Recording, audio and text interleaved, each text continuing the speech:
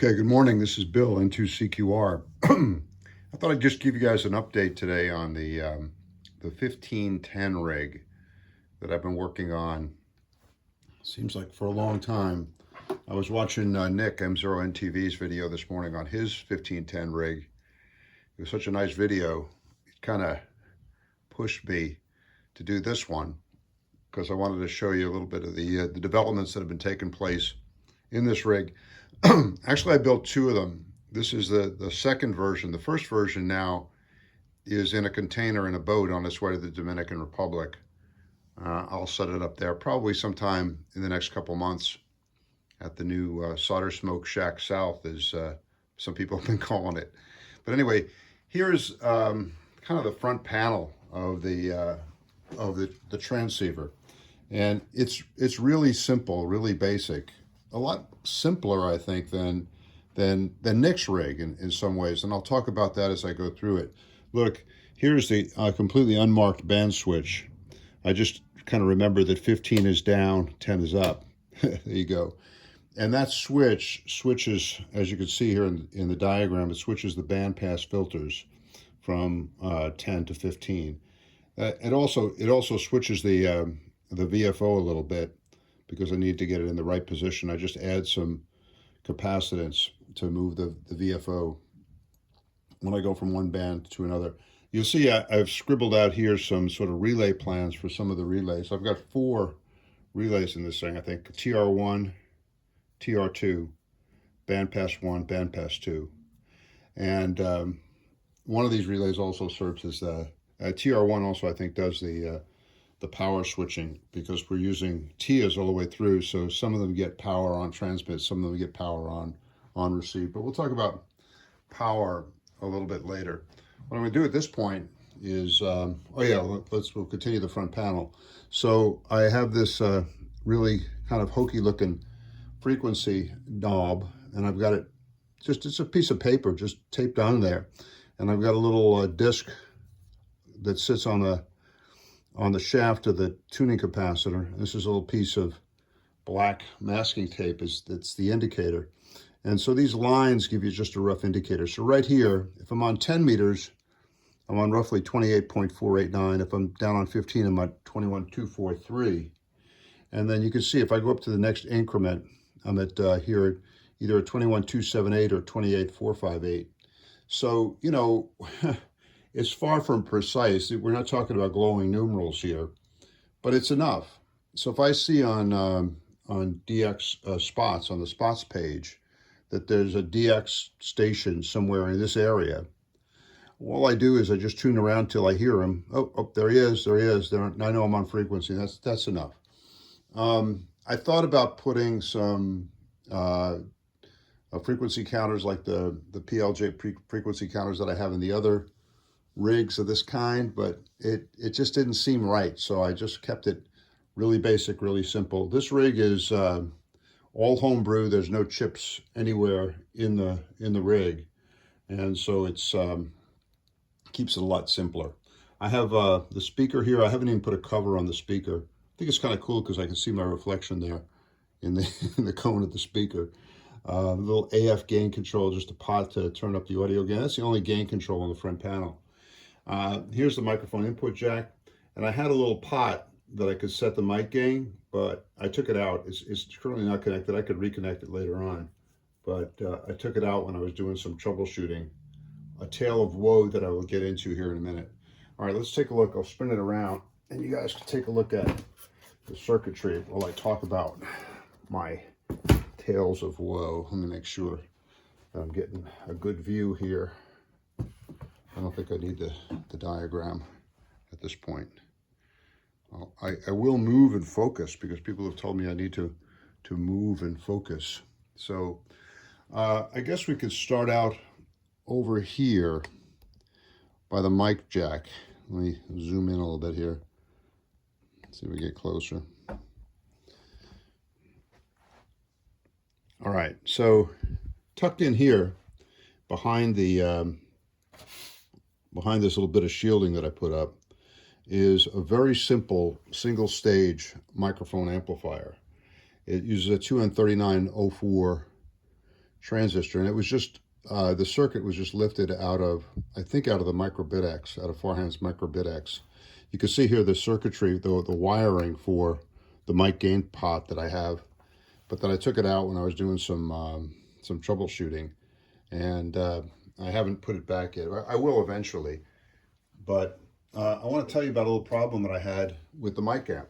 I've used the same mic amp circuit in many different rigs and never had any real trouble with it. And I developed some trouble this time because I got clever, you see. These mic amp circuits, they often call for 1 microfarad electrolytics. And I don't know, I had a box of these electrolytics from Union Carbide, Kemet, and they're marked 1 microfarad. Here's what they look like. They look like these things, okay? And I took them out of the rig because what I found, it took a lot of doing. I was having a whole lot of trouble getting the carrier to balance out properly. Now, I'll tell you, I experimented with many different kinds of balanced modulator circuits. And no matter what I did, I could not kind of use the trim pot to get a good balance, to balance out the carrier. And this was showing up. I noticed that I was getting a lot of carrier all the way through at the output. I could actually see it on my SWR meter, and it was starting to drive me a little bit nuts. So that's when I went in and started doing a lot of troubleshooting. At first, I was focused on the balanced modulator, which is right there. You can see it. That's it right in there. There's the SBL1 that I'm currently using. And I started out with a 2-diode kind of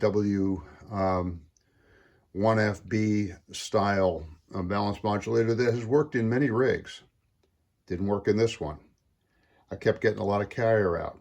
I kept thinking that it was the placement of the carrier oscillator in reference to the crystal filter. Then I started suspecting that maybe it was the crystal filter, maybe because the crystals are too high, maybe they weren't of sufficient Q. I went through all kinds of different theories and different bits of heartache. But finally, I just kind of isolated it, and I kept kind of banging away at the problem. And what I discovered was there was a lot of noise coming from the mic amp going into the audio port of the balanced modulator. And this noise was unbalancing, as the balanced modulator is supposed to do with audio, unbalancing the carrier, the balanced modulator, and sending carrier on through the rest of the circuitry. So I did a little bit of experimenting, and first just to confirm my theory, I just disconnected from the audio port of the balanced modulator the output of the mic amp, and boom, suddenly I could null out the carrier. So then I started thinking, well, what's different about this particular audio amplifier that I built here? The only difference was these things. I'm still not sure why they were the problem, but I took them out and I replaced them with 1 microfarad electrolytics, and all my troubles were gone. So I'm still trying to figure out why these things are a problem. They do measure at they measure 1 microfarad on the LCR meter, but they might have different ESRs, and that might be part of the problem. But in any case, I decided to move on. By this point, I had changed the balanced modulator, and I was using the SBL1. I don't mind using the SBL1. It's not really an IC because you can crack it open and take a look, and there's 2 little coils in there and a diode ring, just like we home brew. And so I have it in there, and I'm using a little pot across 2 of the terminals, and this is a mod that Pete Giuliano, N6QW, came up with, and it's in Experimental Methods for RF Design, Chapter 6. It's under his old call sign, W6JFR. So check it out. You'll see it there, and it's kind of a neat little circuit. I like it a lot. It's nice to include a bit of Pete Giuliano circuitry in this thing. Anyway, I got that squared away, and then everything started to work right. So the carrier was no longer showing up at the output, and all was well with the world. Now, earlier on, I had another problem, and that's here. You'll see the audio amplifier chain here, because another innovation that I tried to do with this, I said, hey, what's with this old school, old style audio amplifier with a transformer at the end? Why don't I build something that's more modern, more with it? And I built a little push-pull amplifier using two N3904s and two N3906s. But you know what? I started noticing that the receiver in this rig just didn't sound good. It sounded very high-pitched. And it was weird. No matter how I adjusted the placement of the carrier oscillator, it still sounded high-pitched. It just didn't sound good. And I went through a whole period where I thought it was the placement of the carrier oscillator, and I thought it might have been the crystal filter. I had a lot of suspects, but then I said, wait a second, hold on. Let me take a look at the frequency response on the audio amplifier that I had built. And I pulled it out, and I have a little audio signal generator here that allows me to vary the frequency of the input. And I put the output on the scope, and I looked, and sure enough, the audio amplifier that I had in there was not at all flat. It was really accentuating high frequency audio, and that's why it was sounding so bad. So one of the beauties of modular construction is that you could just pull out a board that you don't like and put in a board that you do like. And I had always had good luck with the audio amplifier from the direct conversion Thomas Jefferson DC receiver project. And I had a few of these laying around the shack. So I extracted one from one of the prototype direct conversion receivers and just popped it in there. And then suddenly the receiver started to sound really good.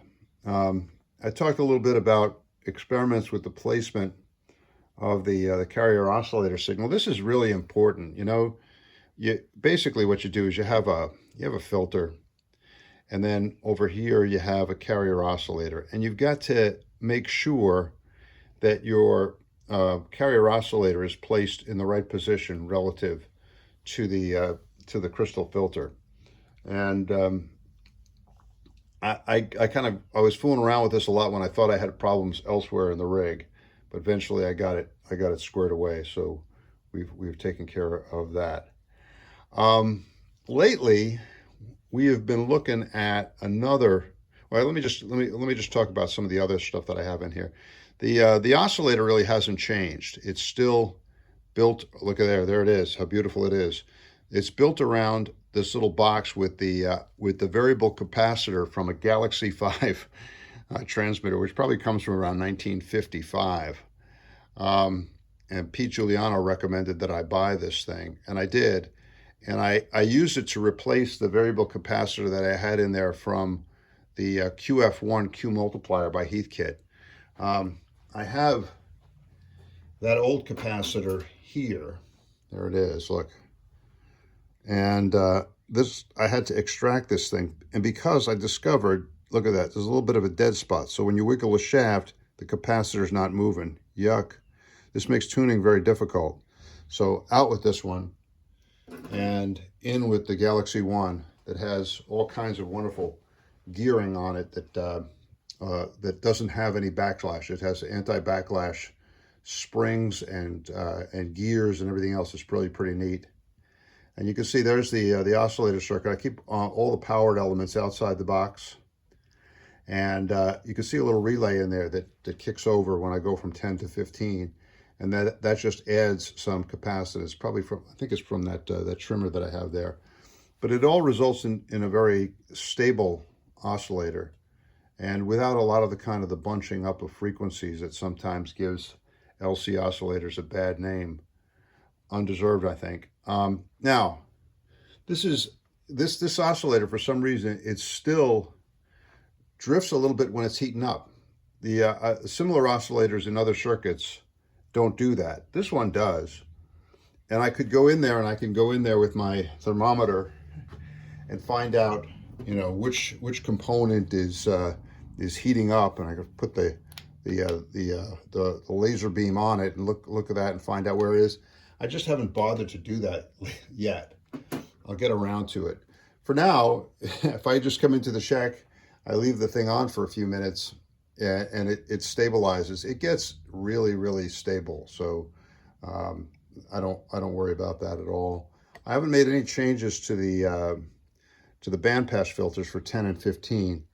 They are over there. Well, going back to the VFO here, one thing I'll say, you know, this is what's essentially referred to as a band imaging transceiver. That is, you know, you take the incoming signal and you mix it with the VFO, and adding you get one band, subtracting you get the other. Now, this sort of requires you to adopt a crystal filter. Well, it does require you to adopt a crystal filter that's very high in frequency. This is the highest frequency crystal filter I've ever made. It's at 25 megahertz. And the Q of the crystals at that point is not as good as it is at 5 megahertz, believe me. And so you have to be much more careful about placement of the carrier oscillator and things like that. But the advantage of doing it this way is you get to use an LC VFO at low frequency.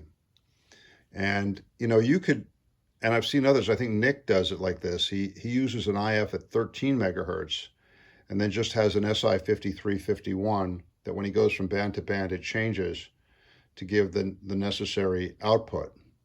But I wanted to use an LC VFO, so that kind of required me to keep the LC VFO low in frequency and use a crystal filter high in frequency. So that's what we ended up with. And I think it's, well, I mean, to each his own, you know, I just wanted to keep it simple. So I did it that way. And I wanted to be able to use an LC VFO. So here we are.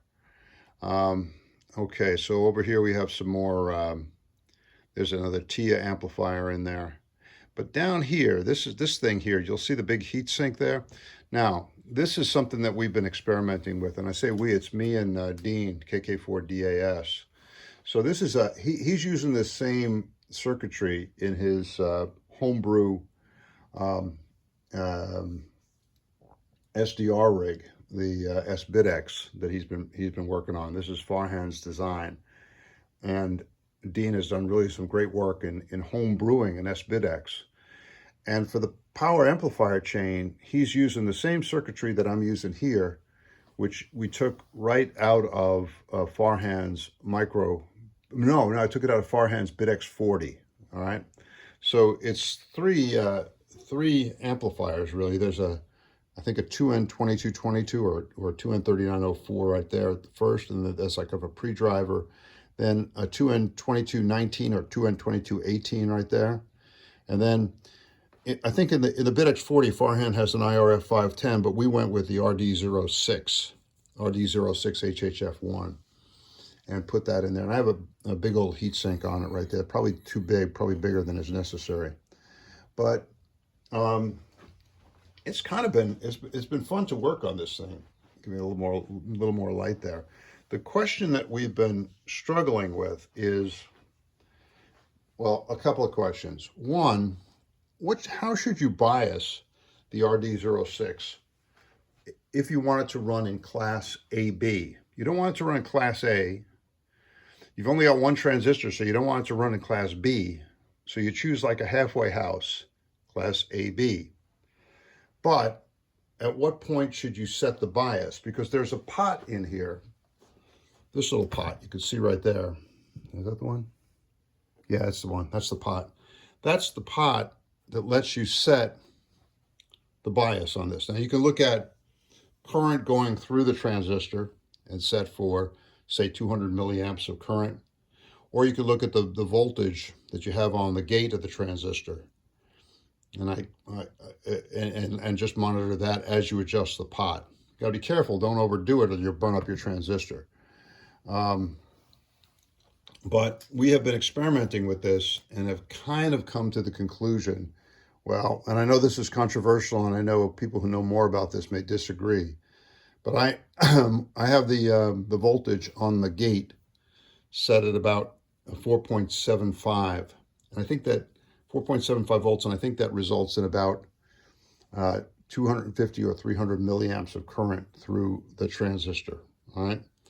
The other issue you have to discuss is, you have to think about, is it's not just the bias level. You have to look at the drive level too, and that's this pot here. You could set this pot, or you can go back over and set your mic amp gain. But you have to set it so that it's producing the amount of output that you want, but not too much and not distorting. This gets us back to the old ham radio story about, well, I got to back off the gain, old man, because I've been hitting it too hard. You don't want to hit it too hard. But now that we have the tiny SA and the nano VNA tools, we could do much more precise measurements on this and get a much better sense of where to set the bias, where to set the input, and that's what we've been kind of experimenting with. So it's been a lot of fun. It's been really rewarding. I think we'll have more on that in the days to come. Dean has been doing a lot more work on that than I have. Let's see. One thing, when I looked at Nick M0NTV's excellent video, let me zoom out here a little bit, back out to the whole rig, I think. One thing that he spent some time on was the power distribution system in a rig like this. And mine, well, let me put it this way. I don't really have one. It's real simple.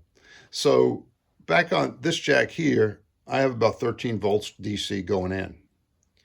I have a little, you see a little circuit here, with a fuse and a diode. That's my reverse polarity protection system. And then on the push to talk that connects up with the microphone, when I hit the push to talk, because this is an SSB rig for me, when I hit the push to talk, it switches all the TIAs into the transmit circuitry and turns on the RF amplifier power. When I release the push to talk, power goes to all the receive circuits in the TIAs and powers up the audio amplifier here, and not this amplifier. So it's actually quite simple. There's not a lot of, there's no sequencing or anything like that. And our good friend Paul, VK3HN, was commenting on this, and I think he commented on the lack of sequencing, the simplicity of the whole thing. This very much follows the lead set by the BitX20, which I think is probably we're going back almost 20 years now, in that it was sort of just, I guess you can consider it kind of brute force and kind of ugly power shifting, where you didn't worry about which circuit came on first. Boom, you just went 12 volts one way, 12 volts the other way, and turned on either the RF amplifier or the audio amplifier. The mic amp also was turned off during receive, right? So you just come up. I kind of came up with kind of a crude color coding. Green is for the transmit circuitry, red is for the receive circuitry. I think black is the TR line. You can see the black line here, black TR line, and just switch it over that way. Now, it is kind of crude, and it does result in kind of some noise when you go from TR, but that doesn't bother me. I know it bothers some people. Some people really get freaked out by the click or the pop that they hear when they go from TR, and they think there's something terribly wrong with their rig. I mean, to each his own. If somebody wants to build a whole lot of circuitry to prevent that momentary pop when you go from T to R, have at it. It doesn't bother me, and I'd prefer to keep it simple. The other thing I'll talk about a little bit is physical layout of the circuitry. I remember when I first presented this rig when I was in construction, I pulled out the box, and I think at that point I only had a couple of boards on here, and I showed it to the guys at the makers group of Vienna Wireless Society, and there was almost a gasp, and they said, "My God, the board is so big." And I kept thinking, yeah, well, it's probably just about the right size, if not maybe a little bit too small, you know? But it turned out it was just about the right size if everything is just sort of laid out that way. Now, when you look at Nick's rig, he's got a lot of boards stacked up on each other, and it's much more kind of a compact construction, a lot more circuitry. He's got boards upon boards upon boards kind of stacked up. Frankly, I think that makes it harder to work on. This is really easy to work on. And I just, you can just flip it around like that and boom. You want to work on the VFO, there you are. You want to work on the RF amp, there you are. So I guess a different style of packaging. Now I followed the Frank Jones lead, and it's all built on a pine board, but I got some of this aluminum tape from Home Depot, and I put that on top of the wood, and that provides, I think that increases the grounding potential, and no pun intended, but the grounding situation improves that. It also, I think, will provide some shielding to the rig, although I'm not really quite sure how much shielding is really needed or how much is really necessary. Our good friend Charlie Morris, a ZL2 CTM, recently built a very nice broadcast band, AM broadcast band receiver. His videos are on the air. And I was pleased that when Charlie built his VFO was like this, was an LC VFO, but it was all just sort of out like this. And there was no attempt to put it in, a hermetically sealed submarine airtight box or anything like that. And I know a lot of folks will say that you got to put everything in boxes. You got to have everything in boxes and sealed up. But I don't know. It seems like an awful lot of work, and I think it might be a situation where there's a lot more pain than gain. So anyway, I got everything out in the open here, and it seems to work pretty well. Hey, I guess the proof of the pudding is in the eating, as they used to say. And with a rig like this, the proof really becomes, what you can do with it. And I've had this on 10 or 15 with my hex beam and my 0.1 kW linear amplifier. And I have been working lots of DX with it, even in spite of the terrible band conditions that we've had due to solar activity in the last few weeks. Yesterday I got on the air and I worked a 5Z4 Bravo uniform in Kenya. First time I ever talked to Kenya. That was kind of fun. Did that on 15, and I've worked Australia, New Zealand, Thailand on 10 and 15. So a lot of DX has been produced by this little rig, just running, like I said, with the 0.1 kW linear and the hex beam aimed at in the right direction. So I've been having a lot of fun with it. This one will stay up here in Virginia, and the other one, as I said, is on its way to the Dominican Republic. So we'll be running rigs like this in 2 different countries here pretty soon. Anyway, I hope you guys have liked this update, and please subscribe to the channel. I always forget to say that. Please subscribe to the channel, and everybody says click on that little bell thing. I guess that helps. But I also like comments, so please put the comments down below the video. It's always fun to get those comments. All right, that's it for now. 7-3 from Northern Virginia.